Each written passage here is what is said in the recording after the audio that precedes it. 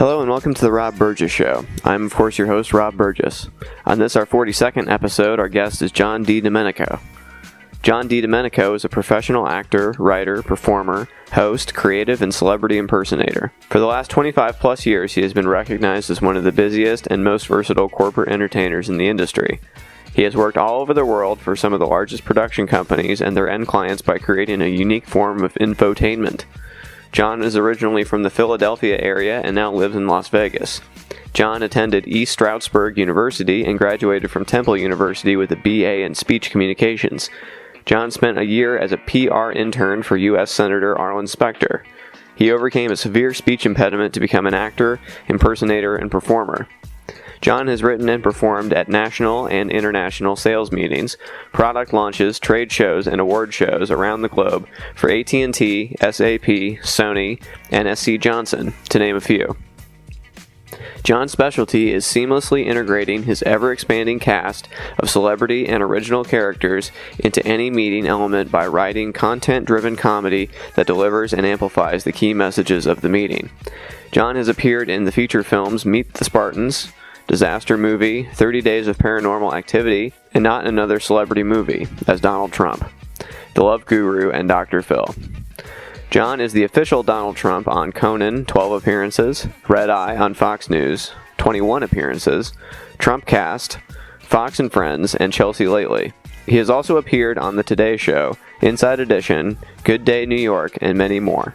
John is the only Donald Trump impersonator in the world to appear on The Today Show Australia, The Today Show Ireland, and This Morning Britain.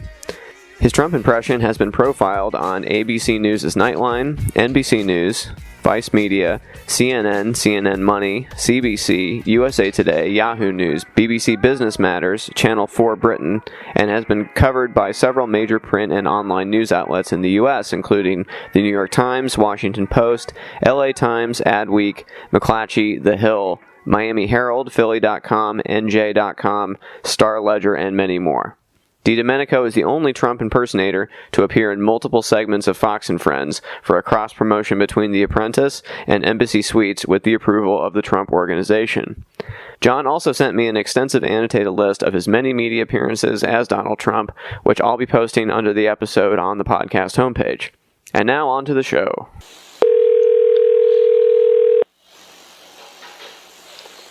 Good morning, Donald Trump. Who is this? Oh, Mr. Trump. How are you, sir? Well, Mr. Absolutely fantastic. Me and Pootie just got off the phone. Oh, great. How is he today? He's wonderful. You know, he told me he has nothing to do with the hacking. And Julian Assange, it was a three-way call. He was saying to me, he said he didn't do anything either. So I have to believe these people. Well, of course. Why would you have any reason not to? What other reason could there be? I know, right?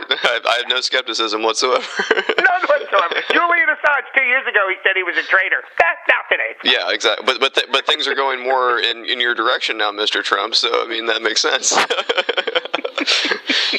are you, Rob? Good. How are you, man? I'm great.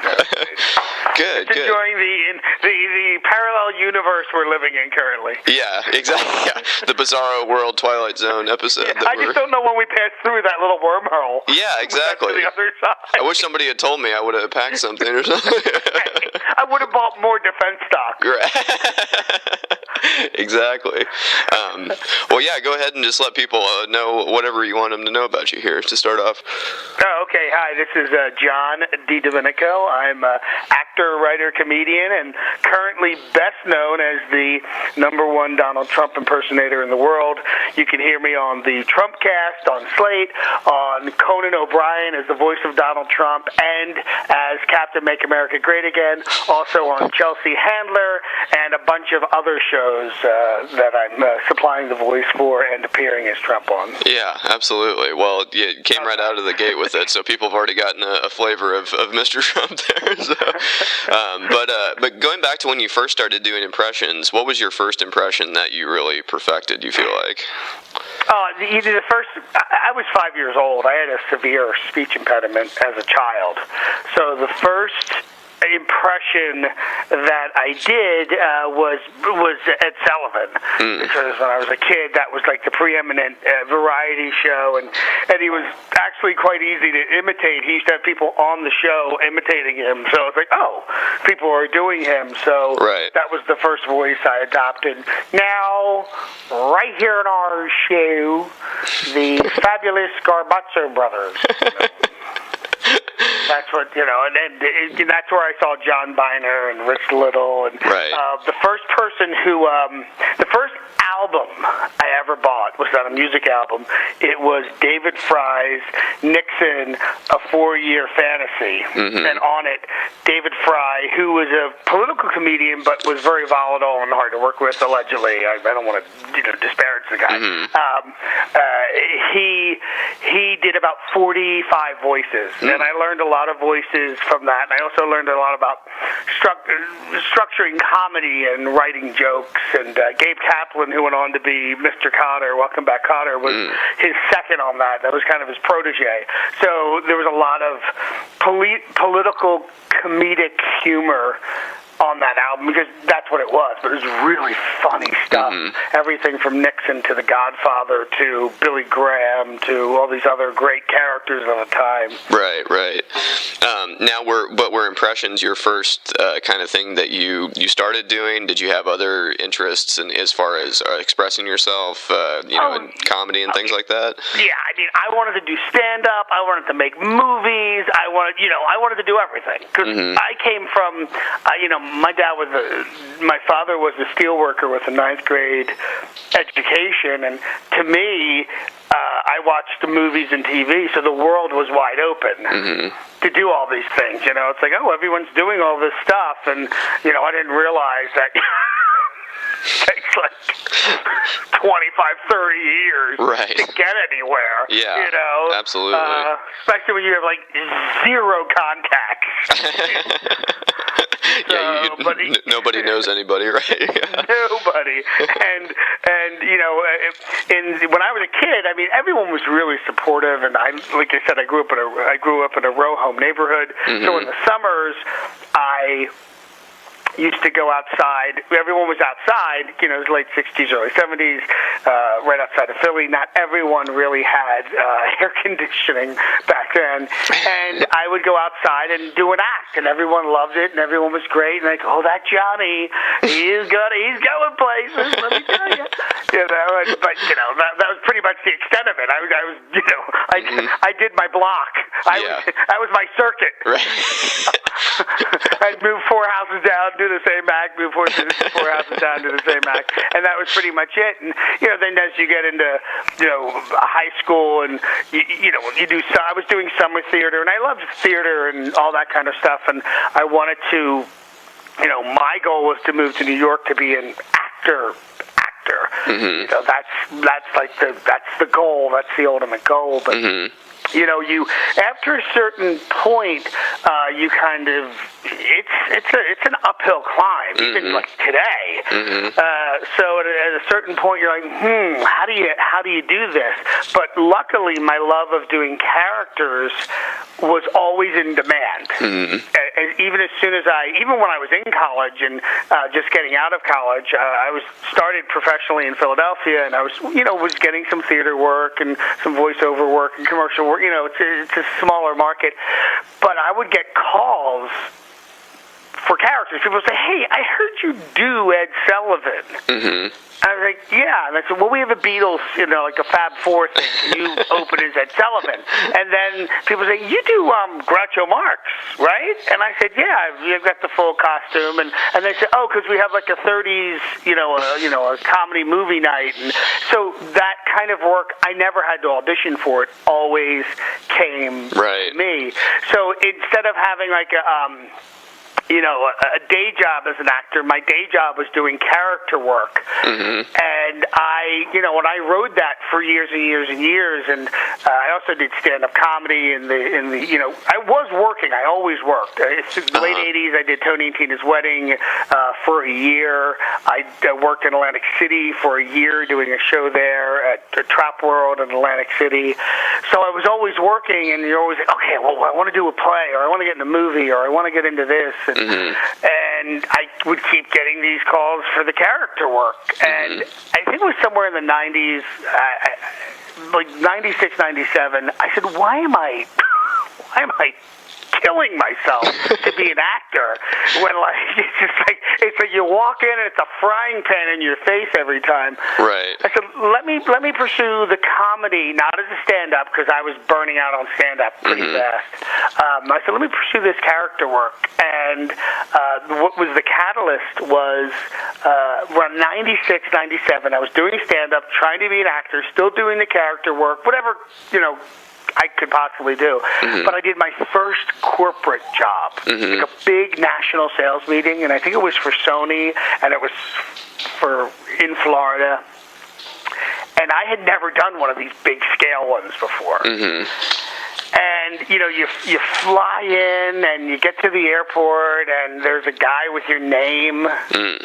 And you're like, oh, well, this is kind of cool. And they pick you up in a limo, and you go to the hotel, and then you meet the production company that's producing the event. Like, everybody is, like, from Broadway, the lighting guy, the director, and you're like, oh, my God, like, what is this? Right. And I did that meeting, and that night, after that rehearsal day, I went back to my room, and I took a pad, and I drew a line down the middle. And I thought of every company I could possibly think of.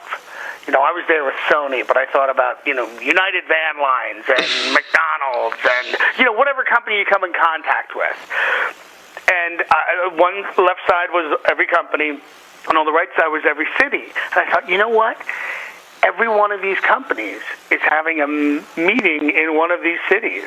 So in about 6 months, I stopped everything and totally focused on corporate work. And then for about the next, at least 20 years, it was all corporate. Wow. So I got to travel all over the world. I worked with huge shows, 5,000 people audiences, great productions, got to really write and develop a lot of characters better, was working consistently. And I would work a week at a time on all of these different shows. And at one point, 90% of my work was pharmaceutical. Oh, wow. Yeah, so these meetings were lavish and big. Right. And then I would be like kind of the interstitial comedy, and I would do 5 characters in the course of the week, and they would have a big name act too, and also a big name speaker. Wow. I've gotten to see every single major speaker there is, luckily. And then the pharmaceutical, then the rules changed. All the pharma rules changed about 7-8 years ago, and all that work vanished. What rules changed that made that happen? They stopped spending as much. They weren't allowed to have entertainers at trade shows. I was doing at least one trade show a month. Also, as things tightened up and they were under more scrutiny, they cut back on the size of the meetings. They also just hit like a natural lull in sales on certain drugs, and then a lot of the pipelines. I don't know how old are you? I'm 33. Okay, there was a period about 15 years ago, they were coming out with new drugs all the time, Valoxin, I hope you do, Patepherin, all these things. It's incredible. You won't be depressed anymore, your stool will be so soft. And stuff was just coming out left and right, and you'll notice that there's lesser drugs coming out, they have these pipelines of all these things. Right. There were other drugs where, like, people were dying. It was really inconvenient for sales. That kind of hurts sales when people die. We just weren't expecting the deaths. So a lot of companies, all these things kind of compiled together, but these were like big internal changes that they self-imposed, and I think some things were federal changes, and so all these things kind of were the perfect storm to screw me, because it's always about me. And, of course, everything. This industry's been against me from the beginning, I have to tell you. No, but it was an amazing run, in all honesty. So I got to meet a lot of great people and a lot of great production companies. Absolutely. And that kind of showed me the infrastructure of these meetings, and I always did trade shows too, because that whole corporate thing led to more trade show work. And about 15 years ago, I introduced the SD card at Comdex. And then they stuck with me for like years and years, and I was their host, presenter, writer. So for years I did all the SD, the SD cards that go into Android phones and cameras and all that kind of stuff. So that was a great run. And as an actor, performer, comedian, you're always looking for like, I need a job that's going to last more than like a week. So a lot of these things, it was once a year, but it was over the course of years. So all these things kind of play together. And to go back to your original question, I was always utilizing voices and impersonations and doing different things. And I did Austin Powers, and that was incredible. So I always kept up with the voices, tried to do the acting thing. I was in New York, but kept getting, I feel like, Al Pacino, they kept pulling me back in. So I always kept getting pulled back into the character work, and then around 2004, The Apprentice came out, and somebody called me and said, "Hey, are you doing Donald Trump yet?" And I said, "Gosh, not really. I mean, I'm obviously aware of him. I was always a huge fan." And then they said, "Well, there's a voiceover on Monday." And I ran out to the store. It was a Friday. I went to Costco or someplace, and I bought the first season of The Apprentice. It had literally just come out. And I locked myself in my house that weekend. I broke his voice down into elements. I did it as scientifically as possible because, the audition was Monday and I didn't have time to kind of mess around. And I went in and got the audition and then did a couple of Trump voiceovers in that month. Then another production company I work with called and said, "Hey, are you doing full-on Donald Trump yet?" And I said, "Well, not yet, but I've nailed down the voice." And they said, "Okay, well, if you can put the whole character together, wig, that whole bit, then we've got a booking for you." And that's how it always worked. It wasn't an audition. It was like, if you're doing this, we'll hire you. Has anyone ever asked you if you're doing an impression and you're thinking to yourself, "Well, I don't yet, but now"? Oh yeah. Guy Fieri from Diners. I got a call for that, and they say, "Hey, are you doing Guy Fieri?" And I was like, "Hold on, baby, you know what I mean?" I do now. These taco grease, I'm doing them right now. Exactly. So drive in and dive.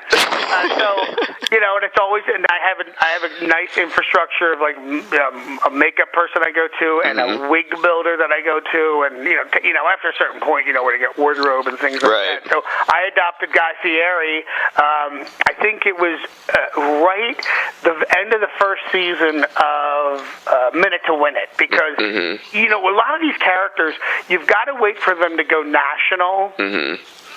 So enough people know who they are. That was the beauty of Austin Powers. My God, I was doing him since '97, and he maybe trailed off about 3 or 4 years ago. That's the incredible run I had with Austin Powers. I think I bought like multiple houses because of that. When the second movie came out, I think I was doing him 5 days a week. Right. And I think 2007, People Magazine did a nice little story and said he's the best Austin Powers impersonator, and those kind of things always give you a boost. So so all these kind of impersonations and manipulating my voice and what's going on, baby? Yeah, have always been. That's what's always ended up making my living. Right. Well, you gotta sell what people are buying. So if that's what people are buying, that's what you gotta be selling. And I've always, and the funny thing now, as someone who's gotten older, I'm always looking for, well, what's the next character? Because we live in such a fractionalized. You know what I mean? Like, I have nieces and nephews who don't even watch TV. Right. Yeah. Totally. So, I'll be over my brother Michael's house when I'm back in the Philadelphia area, and I'll say to them, like, what are you watching, or what are you seeing? And they'll show me things on YouTube of people unboxing sneakers, and I'm like, why does this guy have 7 million views? He's opening a box with sneakers in it. Yeah, exactly. Well, I mean, it's a good and a bad thing in that, there are more ways to get noticed. It's just there's so many more people trying to get noticed. You know what I mean? So. crazy. It's a double-edged sword, but you touched on this a little bit when you're talking about first starting your Trump impression. But when you're approaching a new impression, do you kind of what's your process for breaking that down? Do you look for the most recognizable parts of their mannerisms or speech patterns, or how do you go about doing that? I always, the first thing for me is this in my genetic range? And I've got a pretty decent range. I can go to the low end, and I can fake like a falsetto. So, that's like an important thing to me. So that's like check number one. Mm-hmm. And then Trump's kind of the perfect example of this. It's all right. So where is his throat placement?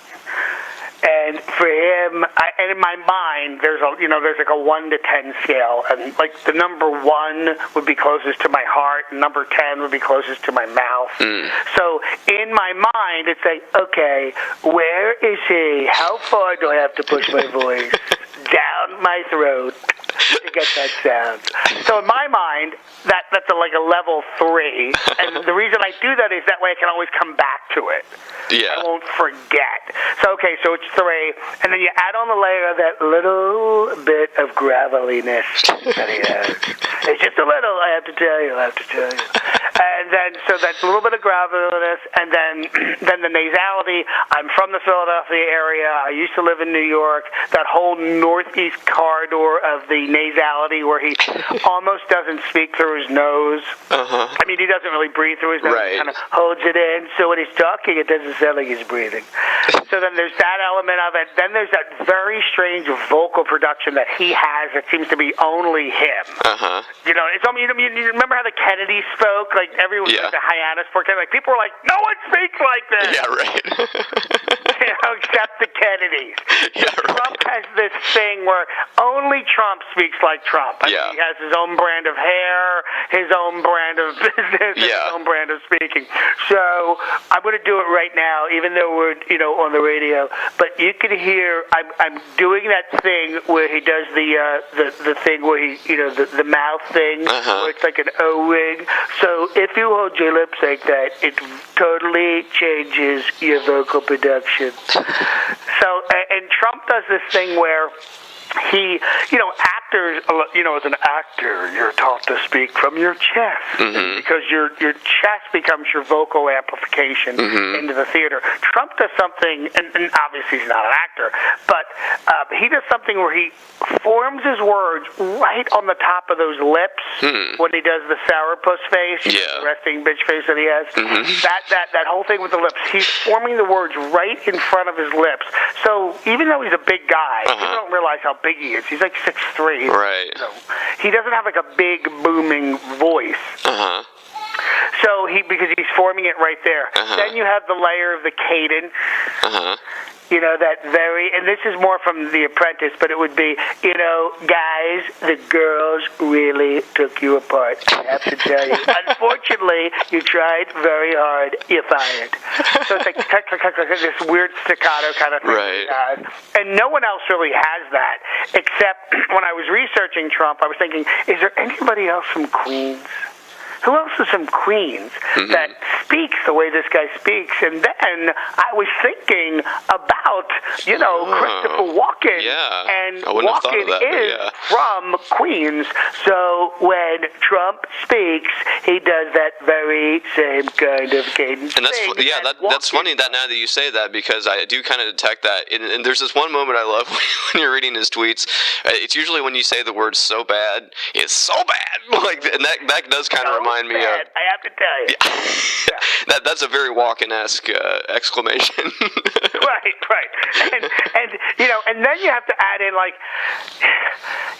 in all these other things because Trump does these weird things where, like in a one-on-one interview, like say if it's him and Sean Hannity, So I have to tell you, Sean, we tried very, very hard. I talked to the Chinese, terrible people. Terrible people. So it's kind of this kind of intimate kind of style that he has.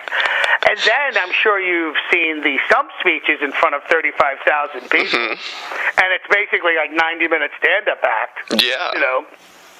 we're not winning anymore. You know what I mean? I am going to make America great. By the way, when's the last time we won anything? Right? Right? Am I right? So he's going up, he's going down, he's constricting his vocal cords. No one speaks like this guy. No. Or no, I was going to say it's probably a convenient thing if you're trying to do an impression if somebody doesn't speak like anyone else, because then you have some more things that you can hang just off them, and it's not just a generic impression. So. Well, yeah, and the thing is though, he's got so many ticks and so many. If you're missing something, it could hurt the impression. Because there are a lot of people doing Trump, obviously. Oh yeah. And you'll hear it all the time, and they'll say that guy's terrible, and he doesn't sound anything like him, or what it is a lot of times is they're missing like just key components. They're getting like 80% of his voice and his mannerisms, but they're probably missing a key thing because there's just so many elements that go into the way he speaks. It's almost like when Mike Myers created Austin Powers, it was basically like basic London-esque, British kind of thing. It was like an amalgamation, baby. Yeah, baby. So it's kind of like you can see where all the pieces are, and it's very easy. Even with me with Trump, I listen to him every day. I go back and listen because I have to do a refresh because he just doesn't speak like anybody else. And there's little different ticks that he uses, and even Saturday night when he was talking to the press corps about the hacking, I know a lot about hacking. And I have my son, the cyber. My son, Brandon. My son, Barron. He's an expert. The kid, he's incredible. I have to tell you, he's really, really. And listen, Tuesday, Wednesday, you're gonna know. I know more than you do. Believe me. Because when he does the believe me, he always drops. Yeah. It makes it very serious. Believe me. Right. Believe me. Exactly. He's very consistent on the believe me. That's that moment. It's you and him. Listen, believe me. Yeah, it's an intimate Trump. I'm going to be so good for women. I cherish women. I do. I cherish women. Women are tremendous. They're tremendous people. They're just like men, but they have vaginas. So that's like the main difference. And boobs, which I love. I love boobs. Boobs are tremendous. Boobs are really amazing. In the course, when he's saying something, he himself is adding to it as he's saying it. Well, he's just constructing sentences out of thin air, basically. Right. Well, the best example is when he'll say for one of the speeches, it was like, so last week, right? He's doing one of these big crowds. So last week, we go to Chicago. By the way, Chicago, a mess. I have to tell you, that city is an absolute disaster. Other than the fact I have an incredible Trump Tower hotel there. Incredible hotel. And it's not a Trump hotel. It's a dump hotel, frankly. But that city's a mess. It's a mess. So we're in Chicago. And by the way, and it's like he can't get through a sentence. He interrupts himself. He interrupts himself. And he goes back to the original premise 5 times before he gets to what he was talking about. Yeah, exactly. Now, you mentioned this a little bit, but what do you think of some of the other prominent Trump impersonators? Obviously, this is a very impression. A lot of people want to do this impression, but have you seen Anthony Maniac? Yes. Yeah. I think Anthony is the best. Yeah. Yeah, Anthony's amazing, and the reason why is, and we've spoken through things. Oh, you have? Okay. Yeah. I really appreciate what he's doing. The thing for me, I'm very lucky. I've been doing Trump longer than anybody. I was the second person ever to appear on national television as Donald Trump. On 2006, I was Trump on Fox and Friends for a cross-promotion between The Apprentice and Embassy Suites. And that video's on my YouTube account. The only other person who was doing it was Phil Hartman. There was nobody else. Wow. So I have a really long runway with Trump, which is great because that's really what you want. You want to be able to have, perfect the voice. So I'm very lucky in that respect. But with people like Anthony, when Anthony started doing it, I was like, oh my God, what he did was beautiful because because I did The Apprentice for so many years and team building and things like that. Right. So I was tied into kind of old school Trump and how Trump really was. And he kind of subverted his impersonation. So it was this no-id, totally out of control, say whatever you want. And I was like, son of a bitch. That's not how, I don't do fantastical kind of things like that. Right. My thing is like trying to be authentic and accurate. Yeah. And in a way, he's extremely accurate. Right. Well, and then he also performs with James Adomian doing Bernie Sanders, and that's kind of also, like you were saying, a fantastical version of Bernie Sanders too. So. Yeah. So and I watch their stuff, and I had to be very careful because I'm an improv person, he's an improv person, but I didn't want to see too much of their stuff. Right. Well, you don't want to infect your own well or whatever. Exactly. So. I have to. Exactly. I was like, they're great. I have to really limit watching him. But a number of times since we are connected on Facebook, somebody will say, "Hey, Anthony, this was incredible," and he'll say, "No, that's the great John Di Domenico." And this week alone, somebody posted something on my Facebook page, and they were like, "Oh my God!" And I was like, "No, that's not me. That's Anthony." And so, out of all the people who do, because I'm Trump on Conan O'Brien, right? And a lot of people who know Anthony think that's him. So he's always very gracious about pointing out the fact that no, that's John. Right. And I also try to return the favor because I think comedically he's fantastic. Yeah. So I think he's not one of the. I mean, I think I don't really think anybody else is really nailing the voice. Well, what do you think of Alec Baldwin's take on it? Absolutely horrible. That guy's really a hack. Oh my God! No, I'm kidding. I was like, whoa. No, listen, Alec Baldwin. I have to say this because Alec Baldwin is an amazing actor. He's an amazing mimic. He's a great impressionist. He's got unbelievable, comedic timing. And if you've ever seen his Tony Bennett, have you ever seen his Tony Bennett on SNL? I don't think so. No. Oh, but do yourself a favor. Google Alec Baldwin as Tony Bennett. He used to do the Tony Bennett Show. Hi, everybody, I'm Tony Bennett. The good life. So one of the episodes on the Tony Bennett Show, Alec Baldwin's Tony Bennett, they have on the real Tony Bennett. It is just side-splitting, and he's so funny. He's just so great. The issue I have with Alec Baldwin's Trump is he made a very specific decision on how to do him. And I think, me personally, as someone who does the character and, listens, has to readjust that almost every day, he's doing kind of a one-note Trump. A lot of the nuances that he has in a lot of his other voices he doesn't deliver in Trump, and maybe that just might have to do with the fact that he was, that whole thing happened so quickly. We're like, you're going to be doing Donald Trump. So, but I find his Trump, no. It's very kind of sad. But conversely, he's just had some incredible lines this year. Oh yeah, absolutely, definitely. Well, and he only has to be Trump for the space of that sketch, and that's it. Right. So I mean, you have to do more. And he doesn't have to like me or Anthony or the other guys who are out on doing this. We have to write our stuff, and I have to rewrite my scripts every single audience and everything.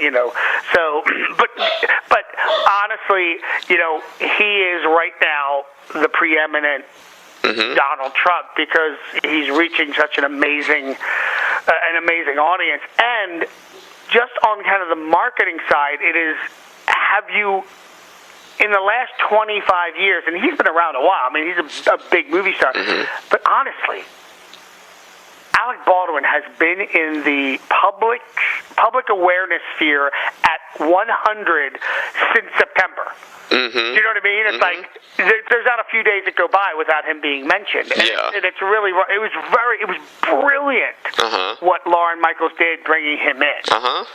Yeah. You know, and he's a very, Baldwin's a very political guy, and he's a very smart guy, and it's everything they're doing, I think, is a home run. Yeah. But when I was mentioned in the Washington Post as the only person that could possibly replace him, I have to tell you that just made my day. Sure, absolutely, definitely. Like, yes, let's make that happen, people. Oh wait, I don't have any people. Got to get some people. Put that on. I need people. Maybe I can get some of the minions or something. Yeah, right. Exactly. Now, you mentioned, of course, that you were on Trumpcast, and I did name that as my best new podcast of the year. Which I thought was fantastic. No. I'm sure Jacob Weisberg is elated about that. Oh, absolutely. Well, no, it's always fun because it's like I always look forward to you reading the tweets because sometimes the interviews are kind of depressing, so it's like nice little break. Yeah. I always try to listen because they always have amazing guests. I know, so exactly. And then you'll hear the story, and you're like, oh my God. I'm so scared. Bring back the guy doing the tweets. I want to hear more. That was fun. But I don't know if you've listened to the end, and sometimes I just improv at the end. Yeah, I like that too. And that started as just for them. Oh, really? Yeah, because I would read the tweets, and at the end I would say, and I have to tell you, me and Booty, I love him. I call him Vladdy Poo Poo. He and I would talk every day, and I would riff for like a minute, and that was for them. And then they started putting it on at the end of the show. Yeah. And I was like, oh my God. So that was great too. Oh, so it's nice to have a platform that every few days I can just kind of riff and take the main tweets that we've done and kind of come up with a new little, like an extended fantasy tweet, that stays within the. I try not to go too fantastic. If at the end of the show somebody says, "Did he really say that?" then I've hit the mark. Yeah. I've created just enough doubt. Sure, absolutely. Now, I think it's interesting because you kind of go across the political spectrum as far as where you do your impressions. Of course, you do it on Trumpcast, and I think Slate, you could probably fairly say, is more of a liberal left publication, and then you kind of go over to Fox and Friends, and of course, that's probably more on the right. So, you kind of cut across. Do you have to remain kind of apolitical personally, just to kind of go that wide swath, or? Right, because for me, I do the same character on Trumpcast as I do on Fox and Friends and on Red Eye. I don't change the character up, and people say to me, like, did they say anything to you at Fox? I'm like, no one's ever said a word to me. You know what I mean? I mean, literally, I come on and they have no idea what I'm going to say, and I think that's fantastic. They give me a very wide berth, and I'm very, I've been doing this a long time, and I'm very skilled at improv, and I'm also very skilled at remaining inside boundaries I create for myself. Because when you do corporate for like decades, you have a filtering system that is very specific, because it's gotta be. Because if you're in front of 3,000 or 4,000 people in a corporate audience and you improv something that can come back to you, which is politically incorrect or seen as misogynistic, or believe me, HR is on top of you. So you get to a point where it's I call it the Casablanca. For myself, because we all know what was going on. When you see the movie Casablanca, you know what's going on. They're trading sex for passports, and they're doing this, and they're doing that, and there's gambling, and all this stuff. But when you watch the movie, you don't know any of that stuff. You know it, but you don't know it. Right. So a lot of my stuff has to be written in a way and delivered in a way that if you're watching closely, I'm usually trying to hit it on 3 levels. Right. Well, it's kind of a tightrope walk, it seems like, because you're also doing some of the more politically incorrect characters in our culture between Austin Powers and Donald Trump. You never know what those people might say. And for years people would say, like, when I'm like a company, like a production company is hiring me, and says, they would say, oh, the client's we're getting a lot of pushback on Austin Powers. And just tell them, it's the nicest, warmest Austin Powers. Yeah, right. And once they see it, they'll get it. Uh-huh. And they always say, oh, okay, yeah, we see what you're doing. And I did the security show in Denver a few months back, and I was prepping, and I had a Secret Service detail, and this woman walks up to me who's obviously Muslim. She has, is it the hijab? That's the headscarf. Mm-hmm. So she said to me, she goes, I don't like you. I don't like you. I was dressed as Trump. And I said, you know what? You're going to love me. You're going to absolutely love me. Believe me, you're going to love it. You're going to love it. So I did my presentation, and I was at the booth that had hired me. I was back there, and she came back, and she goes, okay, I like your Trump. I like your Trump. Your Trump is funny. And that's the thing. It's like, politically, I know people who are very pro-Trump. I'm literally some impersonators. I know a guy who's very pro-Trump. I know somebody else who's anti-Trump. And it's like, listen, neither one of you is going to change anybody's mind. Mm-hmm. Right. And you're alienating half your audience. Mm-hmm.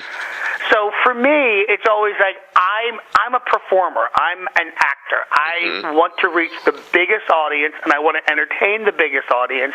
And as a satirist, I want to make sure my satire is really relevant and is like a direct hit. Mm-hmm. So people can go, oh, yeah, okay, yeah. Because I read, when I'm on Fox, I read, the posts that I see after I've been on Red Eye or on what do you call it, on Fox and Friends, and the same thing and any of the other stuff that I do, even if it's on Conan. I just want to see, like, gauge, where is it being gauged at, all this humor. So if I can kind of walk that line, if I can make a really hardcore Trump person laugh, that I've done my job. If I can make somebody who's anti-Trump, who's like, I've had people say, I'm so sick of Trump, but you're funny. Yeah, right. Well, that's the biggest compliment, yeah. Yeah, exactly. Totally. But I was going to say, does it ever happen that somebody who is pro-Trump, it gets protective of Trump because they think you're mocking him in a way that's not whatever, or, yeah? Oh, yeah. I mean, I haven't gotten that personally, because once you see my act in person, you kind of get it.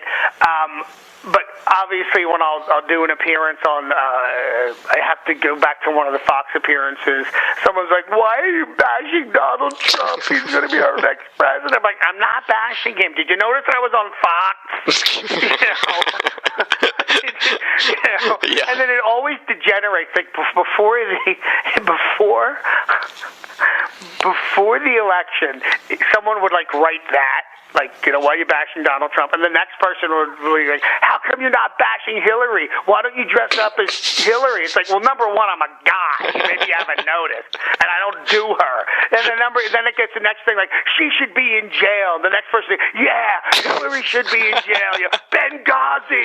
And then it's like, it just degenerates into this kind of political thing. And I'm like, and I feel like, and I never post, but I feel like writing, hey, could we get back to me, please? Yeah, exactly. This is my comedy appearance. And I'm just, it's like, can we just everyone relax? It's comedy. Okay? Well, at that point, it's just a Rorschach test. It's like an ink blot test. It's not really has to do with you anymore. It's just whatever they come to the table with. So. We get it. You want Hillary in jail. Yeah. That's fine. This is a 5-minute piece. Yeah. Can you just enjoy the interview? Exactly. God, we'll put her in jail next week. Right. Now, when you heard Trump was elected, where were you and what was your reaction? And were you elated? Were you sick of doing the character? What was your reaction? I will never get sick of that. I was in, believe it or not, I was in Montreal. And I was, how do I say this? This person is extremely wealthy, has a connection to Trump, but he's Canadian, and he's a big fan, and he wanted me for, it was like his 80th birthday party, in Montreal, and I was there doing my bit on election night. And he also had a lot of other entertainers, too. So I did like a 20-minute Trump bit. But part of my act is going into the audience and talking to people, and who are you, and what do you do, and that kind of thing. Good to see you. Look fantastic. Because this is a very high-end affair. As I was walking through the audience that night, people were holding up their iPhones with the map of the states, CNN or Fox or whatever, and I could see the country going red. And I was like, wow. And I had said back in August on the British News Channel 4, I said Trump was going to win by a landslide. I felt that 100%. Right. Because I had been on the road for 16 months, and I had done so many events, and these were not political events, but it was always overwhelmingly for Trump. And I mean, early on, I thought, what the heck? I just thought this is odd, and I have to tell you, when I really knew it was happening was I was in San Diego or L.A., and if I'm in a hotel and I'm heading to the ballroom, I'm in full Trump regalia. I'm about to head backstage, right. And this happened more than once. And this was one of the early indicators to me. So I'd come out of my room, and the housekeeping staff is in the hallway. It's now 10 a.m., and the rooms are turning over. And I would walk out, and this woman, I'll never forget this. She said, Mr. Trump, Mr. Trump. Hi, how are you? Good to see you. You look fantastic. Mr. Trump, can I get a photo with you, Mr. Trump? And I'm thinking, she's going to put a knife in my back while we take a photo. And she said, and she does, I want to take a selfie with you, Mr. Trump. Okay, let's do it. What is your name? My name is Esmeralda. Hello, Esmeralda. Where are you from? I'm from Mexico. You're legal, right? You're legal? Yes, Mr. Trump, I'm legal. She goes, I'm voting for you. Wow. And I'm thinking, you're voting. I almost broke character. Voting for me? Yeah, I'm voting for you. You're going to build the wall. I'm going to vote for you. Wow. That happened like 5 times. And then, most times when I get to a city, they assign me a driver. So I remember, I forget where I was. I was in New York, or I forget what city I was in. And I got in, and there was my driver, and I sensed pretty early on he was Muslim just by some of the things he was saying, and he was Pakistani, and I said, he was like, so what do you do? And I'm like, I'm a comedian. Oh, you're a comedian. Oh, very funny. So what kind of comedy you do? And I said, I'm impersonating. I'm trying not to tell him what I do. Right. Yeah. Trying to avoid this like the plague. So he's like, what do you do? And I said, I'm an impersonator. Who do you impersonate? And I was like, Dr. Phil and Austin Powers and Guy Fieri and Donald Trump and Larry King. Oh, Mr. Trump. He goes, I love Donald Trump. Wow. I was like, you do? He goes, yes, I love Donald Trump. I said, why do you love Donald Trump? I'm curious. He goes, because Donald Trump is going to build a wall between me and the terrorists. Wow. I am not a terrorist. I love America. So he's going to tell people. And I was like, wow. I never heard this one before. So it was fascinating to hear what different people said and to catch this vibe of, wow, I don't know if the national press is really, because I kept doing these events and overwhelming audiences were for Trump, and I'm thinking, this isn't tracking right from what I'm seeing in the normal press. Right.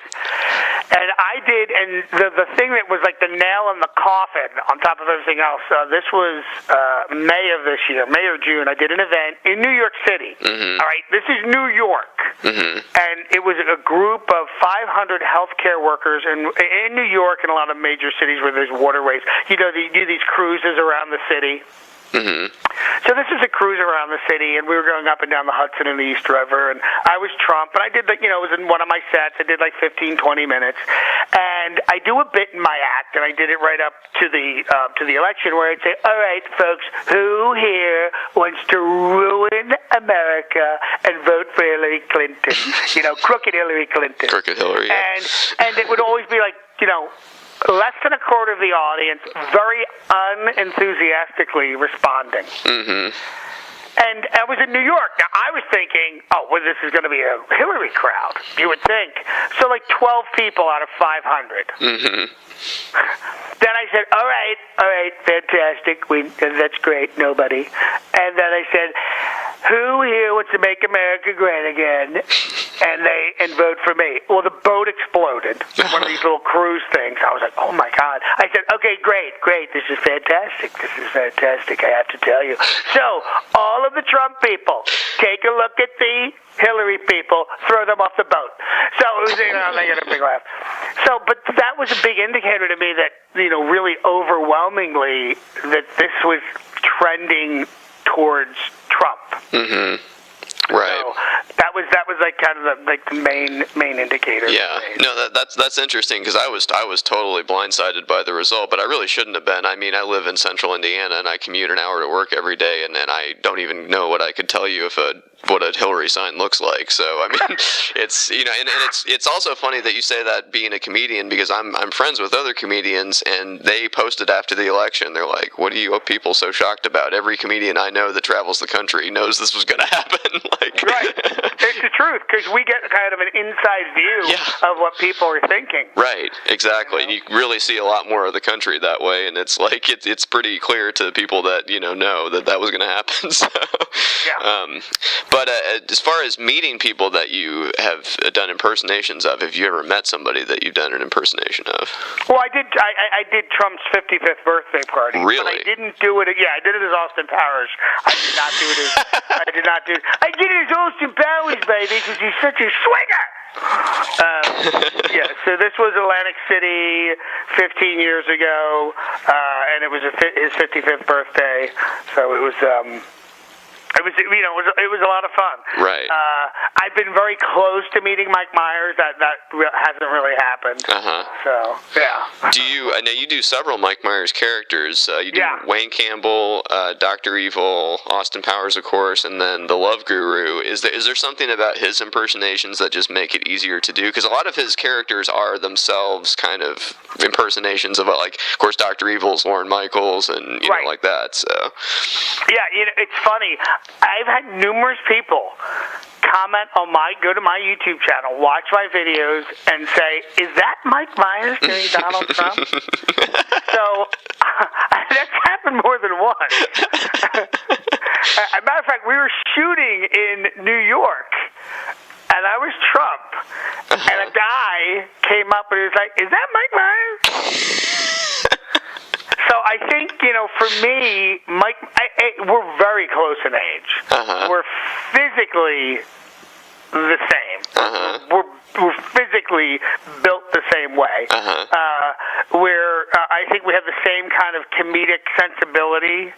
I love all things British. His dad was British, and I've always been obsessed with British comedy and Monty Python and a lot of those great comedians, and Peter Sellers, I was a huge fan of his.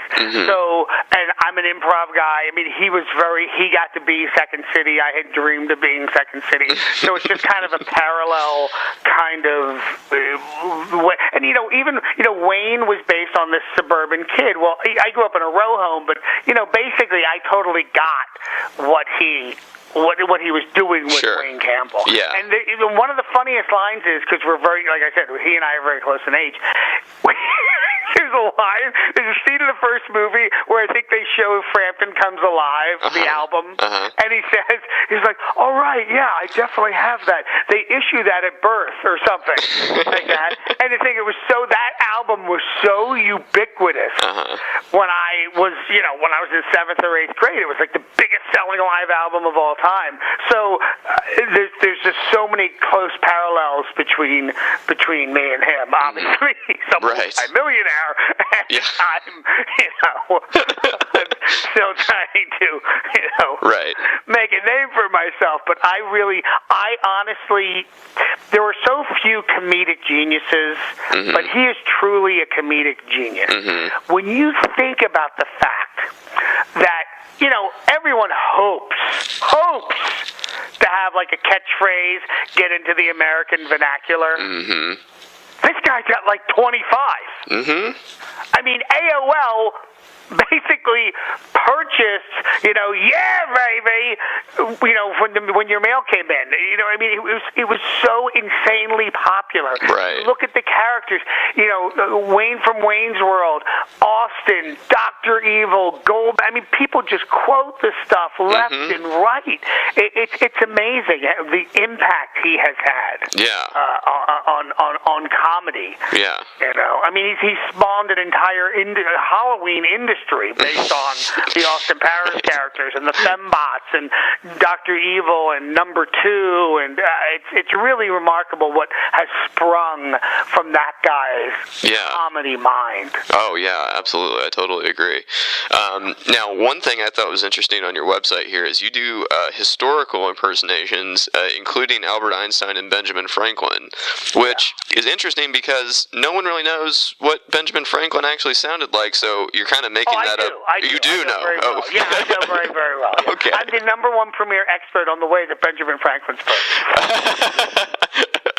You got some wax cylinder somewhere that you'd study? Yes, I probably do my Benjamin Franklin is just a very watered down, very light British accent. Oh, okay, I see. Because I have no real weight, I have no place to, my Benjamin Franklin sounds just like this.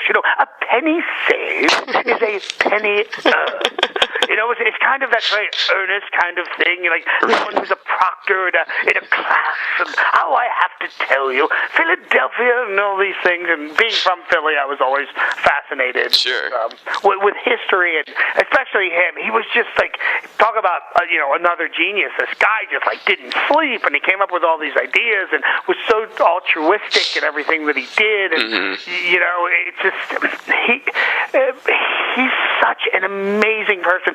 Back then, a lot of money was handed down, and things were invented at a much slower pace. My God, he was just spitting ideas out. Yeah. Absolutely. Now, I had noticed one of the other services you provide on your website is Roastmaster for corporate roasts, and we were talking a little bit about how, when you're doing corporate gigs, that can be kind of a tightrope. Now, that seems like a really high bar to clear, being that you're roasting, I assume, executives in the company. So, has that ever gone awry? Have you ever had to rein people in? Maybe it's this is my time to tell the boss off or something. I've had a few. I've been set up a couple of times, it turns out. Yeah, it's overall, my success rate with the roast it's great because and a lot of times, early on I was doing it as Lieutenant Columbo because it was an investigation, and I would do 5 or 6 people at being after dinner kind of thing at a sales meeting, and then I incorporated Trump because we did an apprentice thing, and it was great with Trump because he could really eviscerate people. And people, it's like the Don Rickles thing. People love to be insulted. You know what I mean? If you get them on stage and kind of rip them. But I, one time, I won't mention a company, but I was, and mind you, I've done hundreds of these. So I was assigned a guy who was like a VP at the company who filled me in on all the people, gave me all the info, and I really only dealt with him. Usually it's kind of a committee of people, and I get the information, and I build it and write it. I didn't know he was leaving the company, and neither did anyone else. So he gave me a lot of stuff, and I would say to him, he would say something, and, mention how fat so-and-so is. He doesn't mind about being overweight. I'm like, really? Yeah, make some jokes about that. So I was okay, I'm getting a green light, so and the guy's name actually had something to do with weight, like this was the other VP, and then I kind of made a joke about that and this other thing, and man, by the end of that roast, which started off with like everyone laughing, by the end it was radio silence. Oh no. And the production company that hired me, and I had a relationship with these people, they were pissed. Yeah. They were, and I was like, what happened? You know, and this guy basically, this was his swan song. Right. Like, that was a Saturday night. He was announcing he was leaving on Monday, and he just wanted to, like, pummel the executive team. And I was the unwitting pawn in this. Right. You were the match with which he burned the bridge behind him. Right. Yeah, so for sure. It was pretty funny, but I learned a lesson because my little internal corporate radar went off. Right. When he was saying some of the stuff, like, blah, blah, blah, blah, blah, you know, like, like the needle went over to, like, you know, building on fire, explosion. Danger. This does not sound right.